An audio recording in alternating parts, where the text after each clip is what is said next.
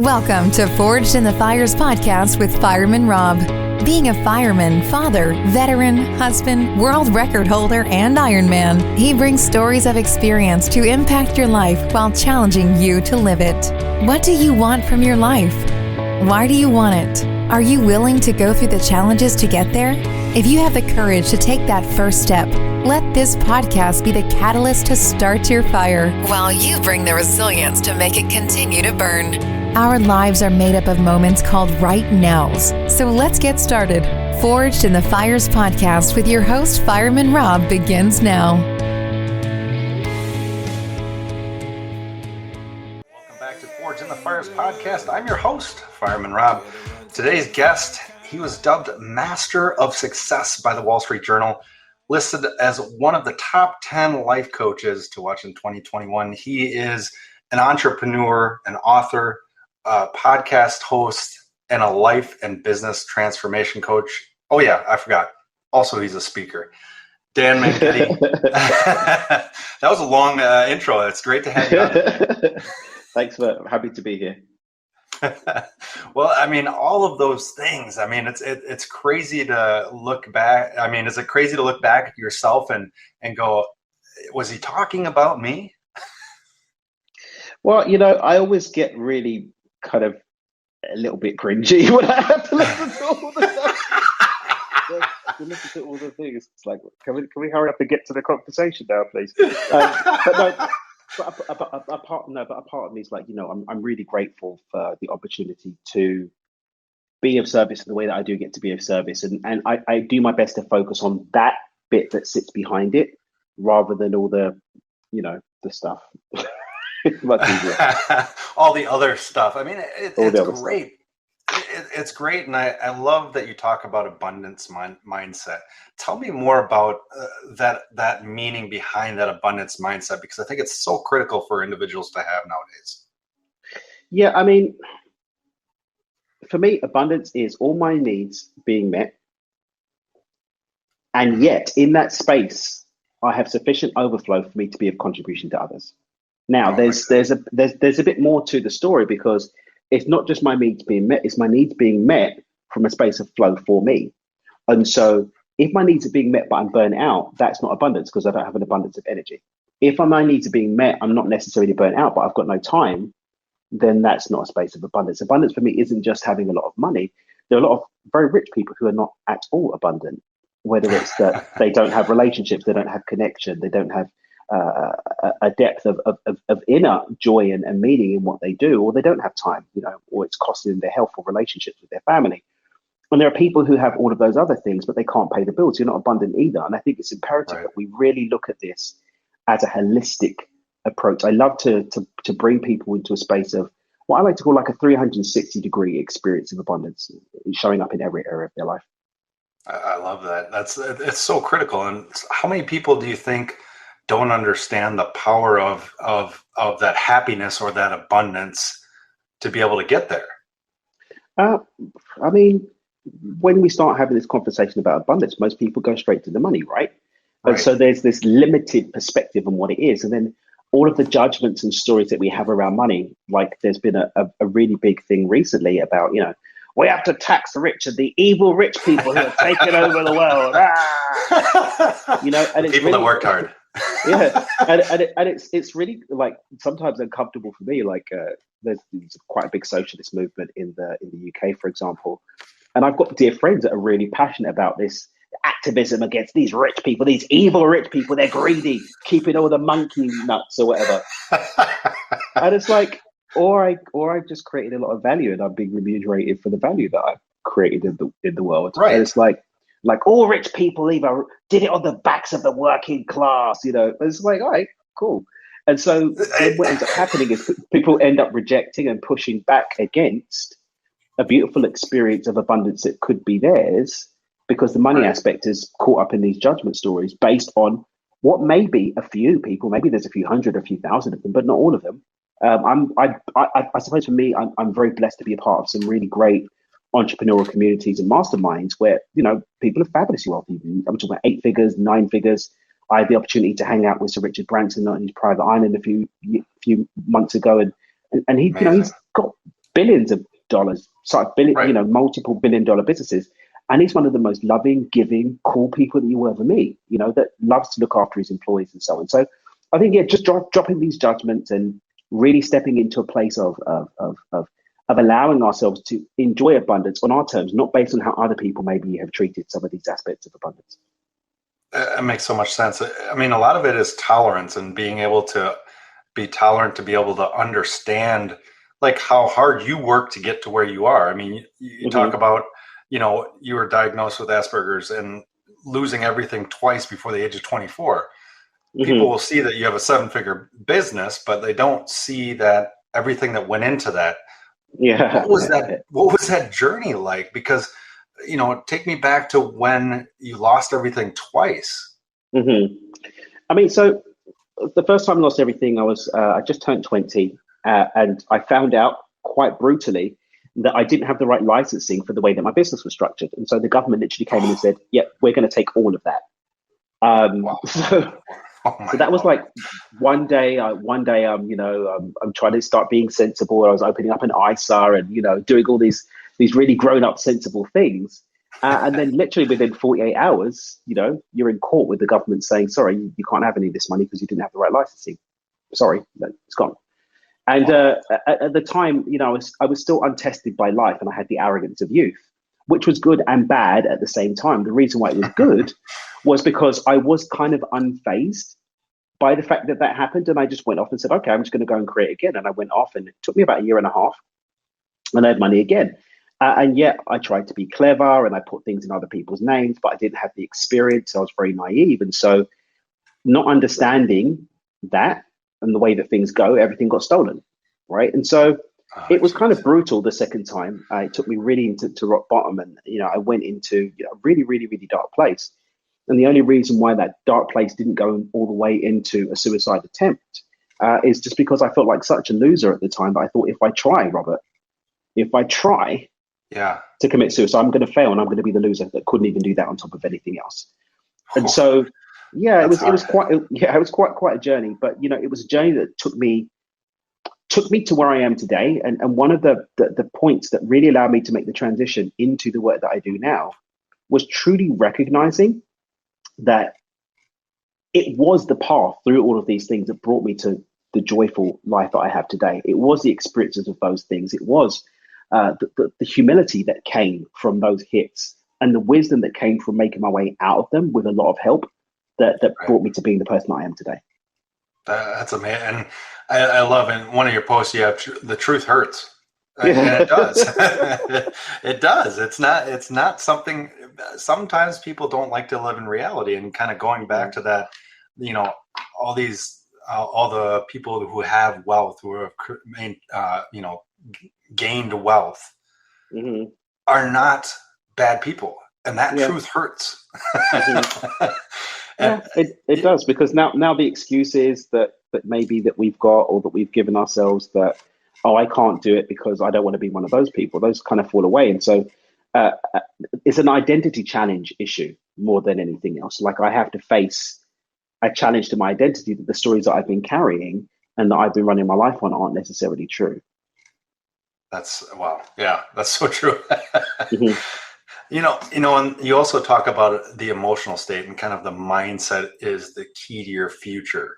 What do you see as that controlling that emotional state mindset? How do you manifest that, especially since you've done it through experience, right? And I think all of us do it through experience, but it's just how consciously aware we are of that experience. I mean, we've got to remember that the unconscious mind, where all these things sit, the unconscious mind operates at 10,000 to 10 million times the speed of the conscious mind. And so, I don't know about mine there. I would have to, mine's a lot slower. But I mean, when you look at, for example, the reptilian part of our brain, that deep part, it's moving at a pace that we just can't keep up with. And so instead of trying to control those, why not just work with it in the way that it operates? And that's through the environment. Your environment is consistently supporting or disrupting those stories and those narratives that we're playing on, are leading to the identity that's playing out these results we're getting. So if we just start curating an environment that supports the emotions that we want, you'll find that it takes care of itself, rather than you trying to, butcher yourself into having that emotional state. what did you feel? How did you change at all when your business turned into a seven figure, or did you stay consistent because that's what got you there? I think that the journey to seven, or I mean, in the case of me right now, working on getting this particular business to eight figures, Amazing. until you are at that place, that you can't have that experience, because everything that we experience in our life is a matchup of where we're at, not just in terms of our frequency, our emotions, not just in terms of our beliefs, but also our actions, habits, and behaviors. These things make up our identity. And I Hmm. believe that everybody that gets to an outcome, it's because they are just catching up physically with an identity that they've already built and enforced. And so I believe that getting to seven figures was the result of me actually being seven figures in everything but the manifested outcome. And then the manifested outcome, which is the slowest frequency of light that we experience here in three-dimensional reality, was simply catching up with that. That okay? You just blew my mind in that one. I mean, because it makes total sense, though. Hmm. That's what's beautiful about it is that I know, and one of these things, are you being held hostage by your dreams? But at the same time, it's you are supposed to be something, but you're the outcome. It's kind of that delayed gratification Hmm. that a lot of 100%. us don't like, right? Yeah, because delayed gratification, I mean, and I believe that delayed gratification comes from a space of lack, right? So, Hmm. I mean, Hmm. do we wake up at the crack of dawn anxious about the fact that we have to wait another 10 minutes for the sun to rise? No, because you know it's going to rise. I believe, for a lot of people, I mean, there are other factors at play as well. I'm not, giving a blanket prescription here, but for many of us, the inability to wait for something comes from a fear as to whether it's going to show up or not. When you know something's going to come, you can rest easy knowing that it's going to come, and you can go about enjoying the moments in between, whether it's the process or whether it's the excitement or whether it's just life that's happening as we go through. But when I don't know, when I'm unsure, then that Right. anxiety can kick in, and there's different things going on. So I believe, yeah, when I know something's going to happen, I don't have to keep talking about it or fearing about it or being anxious about it or uncomfortable and unable to wait for it. I can enjoy the journey to it coming. How do you get that mindset though? Because so many people live in a fear based life. Hmm. How do you get that mindset to switch from I know the sunset's gonna, I know the sunset's gonna happen. I know the sun's gonna rise, and have that be, I know I'm gonna succeed today, or I know that I'm gonna be able to do this today. Hmm. So, I mean, again, so I teach a concept called the flow funnel, Simon Rob, Hmm. and what it does is it backtracks the journey that everything goes through in order to become a part of our physical reality. It underpins a lot of what I teach and what I do. And so physical reality happens as a result of choices or things that we've done through time and space. So everything that's in your life right now, you had to move through time and space in order to bring it about. Okay. Huh, yeah. Even if the movement through time and space is in the wrong direction, then that's why it didn't show up or whatever the thing is. But 97% of our actions, habits, and behaviors are the result of an unconscious program for many of us. So you've got the mental aspects, so you've got the mental things going on, but we are limited in our thinking to the chemicals and hormones running through our body, which are a result of our current emotional state. So your emotions are running the chemicals, which are impacting what you can think, which is impacting what you do, which gives you what you have. But then, as we shared a little while ago, our emotions are being led for the most part at a speed that we can't keep up with based on the environment and what it's either supporting or disrupting. So if we just focus on an Right. environment that's supportive and follows the chain all the way to the outcome, you'll find that a lot of the heavy lifting gets done. And then my conscious time is spent supporting that emotional state, supporting those new mental narratives, supporting with conscious time that I'm choosing to honor those habits and behaviors. And I can't lose. And if I just follow that formula, I'm always going to get to where I want to go. That's huge. I mean, especially I deal with mental health from the fire service and military, and that concept not only works in business, but it'll work in mental health framework as well. Mm-hmm. Because That's I mean, how you do one thing is how you do everything. It's not really that. I mean, the complexity comes into it because we create the complexity, but the right. complexity doesn't need to be there. It can be a straightforward process of honoring the way that life works. That makes sense. It totally makes sense. Now, tell me more about money DNA, because Hmm. I was reading about that. And what exactly does that mean? So, as a concept, money DNA evolved from my obsession with personality profiles and how we're all different. Yep. But it really came to the forefront when my son's mum became pregnant, and so my parents are from Zimbabwe in Southern Africa. So I've got brown skin, got brown eyes, black hair, right? Right. Olga's Russian, so of course she's blonde hair, blue eyed, exactly, right? And so, of course, of course, and no, of course, seriously, it's crazy. But aside from the gender of the baby, it's like, is he going to be fairer? Is he going to be darker? How tall is he going to be?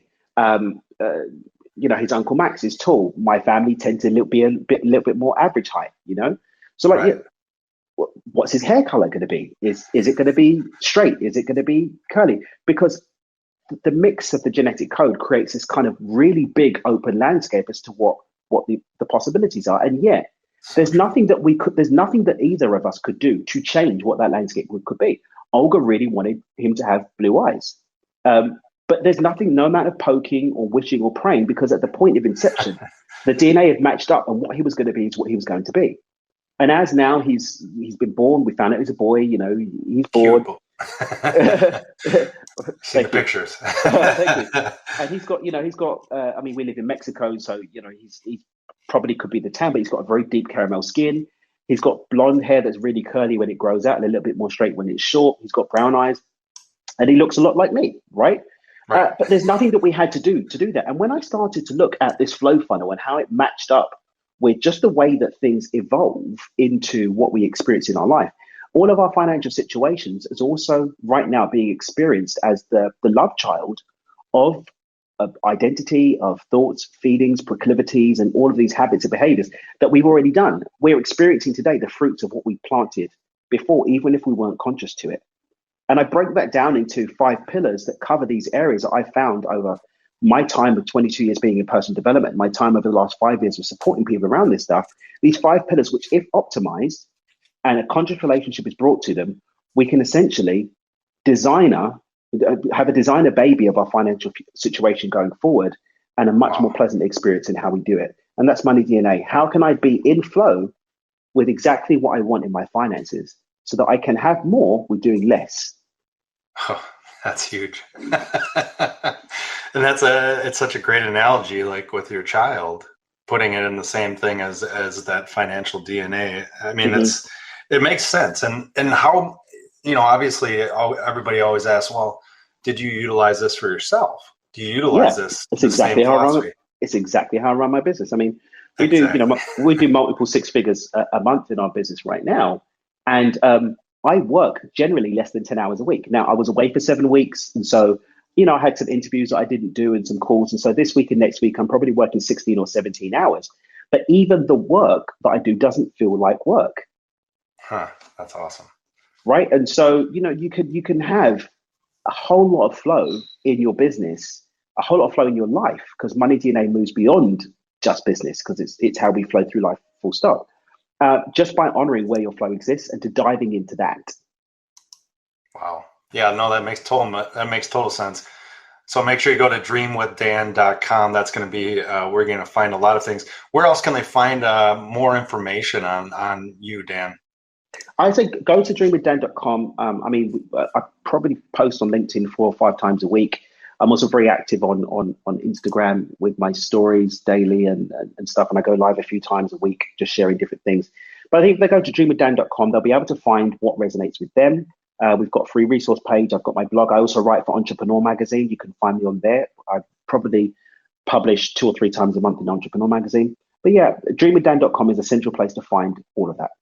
I love that. Now, I have to ask, you said you're on the island with Richard Branson.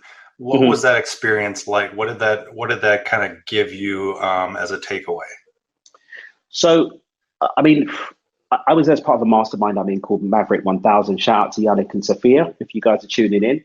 And they go as an annual trip. They go every year. And because of the relationship that Yannick and Sophia have with Sir Richard, he actually schedules his schedule. So he hangs out with us for the whole week. So we have breakfast with him every day, lunch, we dine, we party with him.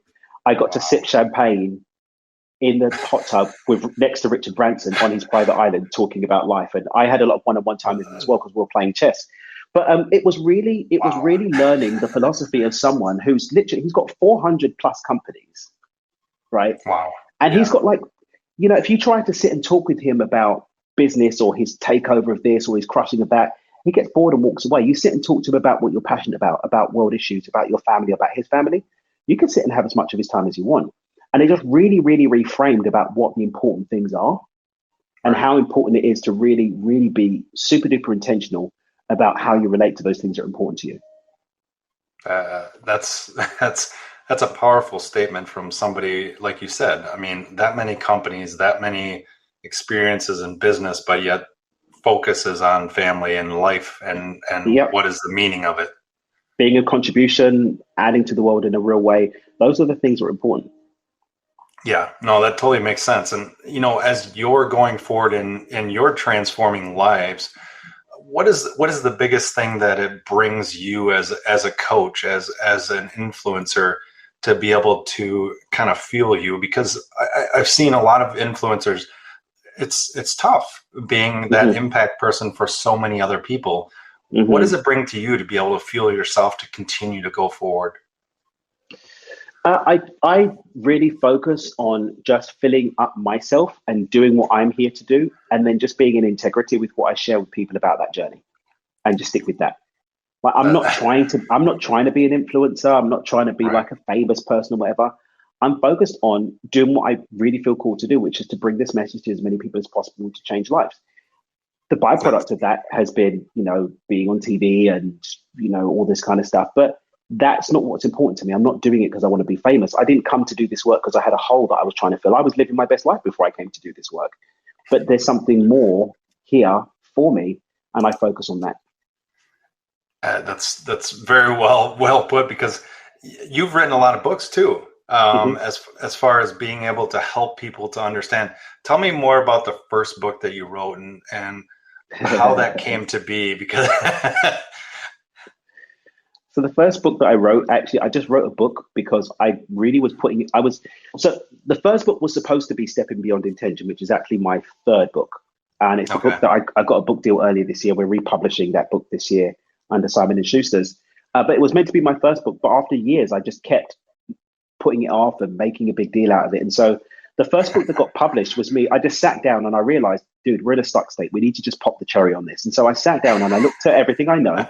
I looked at everything I know and I said, what's one thing that I can write a book about and publish in the next 30 days? And so I took my strategy around time mastery and I put out that book. And I was like, oh, I've published a book now. I'm a published author. It's not so big a deal. And then I said, okay, I still feel a little bit of charge around the other book. What's something else I can do? And so my catchphrase, Dream with Your Eyes Open, I wrote down the 7 tenets of that concept and did another book, The Dreamer's Manifesto. That's the second book. And by then I felt ready to release Stepping Beyond Intention. And we did that. And then I wrote a book called Money Game, which is my money manifesting tool. And I was going to work on another book, but I said, you know what, let me focus on getting this book out under the book deal. And I've contributed to a number of books and a bit more focus on the filmmaking and stuff like that at the moment. But yeah, that's how those books came about. Now, you just mentioned the filmmaking. I love that. You're now a film producer and executive producer. You have your hands in everything. I love it. But I have myself in everything, but not necessarily my hands. Again, my money DNA. Well, to be real with it, it's great. But my money DNA isn't me doing all of the things. I'm an ideas person. I'm a get it started. I'm a creative person, and so I focus on that. That's what I focus on, and by focusing on that, I'm able to get so much done because I'm not just 10xing because I'm being more effective. I'm 100xing because I've got people all over the world in their zone of genius too, working together for a common goal. Now, I just saw the documentary that I'm going to watch tonight. That you were executive producer role on Black Swan. Yes, that had to be pretty amazing to be able to do that one. Tell 100%. Me more about that project, because Chris Voss, amazing person, really, really cool guy. I mean, so that was for me. Mentorship is really important, having mentors. And so as I was going onto the film journey, I was looking at who do I know or that I have some connection to that has experience in that. And my mentor Nick Nanton, who I've done some things with before, I was able to by providence find my way being a part of Abundant Studios, which is his studio that produces. I mean, he's won I don't know, 20 Emmys or something like that. That's it, right? Yeah, just like 20 Emmys. And so getting the opportunity to be mentored by him as I'm going on my own film production journey and to be a part of the team and to see behind the scenes of what's going on and to have that access to those relationships has been beautiful. And I'm really, really grateful for that relationship. Is there anything in the pipeline that you can tip your hat at? Yeah, if people head over to manifestnationfilm.com, manifestnationfilm.com. Manifest Nation, we should have a cut and start putting out some clips on that over the next couple of weeks as we're meeting today on the 17th of August. We've done the last of the filming. We've got to do the score on it, but we'll definitely get some clips going out and looking at a release of that first documentary under DX2 Media in the fall. Oh, that's going to be amazing. Amazing. Daniel, it's been so great to have you on today. And I always end with 3 questions. Are you ready? As ready as I can be, bro. Let's go. All right. If you could go back to your 18-year-old self, what would be one piece of advice that you tell yourself? Listen to advice a little bit more. That's a good one. Yeah, I need to do that too now as an adult. All right. So, everybody has challenges and struggles in their life. If you could tell them to do 2 habits, if they could start to incorporate 2 habits in their daily life, what would those 2 habits be to continue to move forward? In the morning, take care of your mind, your body, and your spirit, and to check in over the course of the day and see how on target you are with what you want to create. Perfect. This last one's going to be fun. So if you could have coffee with 3 individuals, they could be deceased or alive, at a firehouse table. So in other words, the conversation can go wherever you want it to. Who would those 3 people be and why? Ooh. There, I stumped you. Did I stump you? Sargon, the king of Babylon. Okay. Oh, wow. I have not heard that one yet. Yeah, Sargon, the king of Babylon. I'd love to meet with Jesus because I think he'd be a pretty cool dude. Yeah. And maybe Buddha, the Buddha. Oh, wow. Now that's a 3. That's crazy. Yeah, that's what's coming forward now. That will be a fun one, I think. That would be a great one. Well, Daniel, it's been an honor to have you on. Make sure you go to dreamwithdaniel.com to find out more. Definitely, I'll have to have you back on again. Be welcome. I'd be honored to come back. Thanks for listening and supporting the Forged in the Fires podcast with Fireman Rob. Remember, don't forget to like and subscribe to this podcast, and please share this episode with a friend or family. To find out more about Fireman Rob or reach out about a question, go to www.firemanrob.com. Until next time, live your life forged in the fires.